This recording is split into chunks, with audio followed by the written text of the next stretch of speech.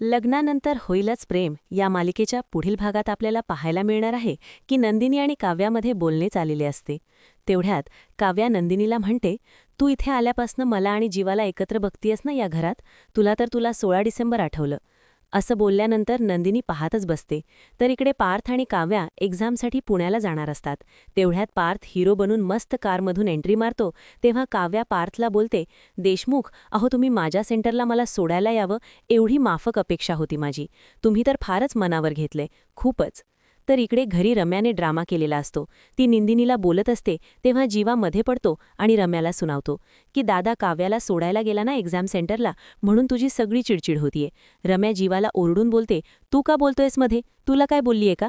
तेवढ्यात जीवा रम्याला उत्तर देत बोलतो की नंदिनीला बोललीस ना मग. तर मंडळी, हा भाग खूप इंटरेस्टिंग होणार आहे. असेच पुढील अपडेट जाणून घेण्यासाठी आमच्या चॅनलला सबस्क्राईब करायला विसरू नका. भेटूया पुढील व्हिडिओमध्ये. धन्यवाद.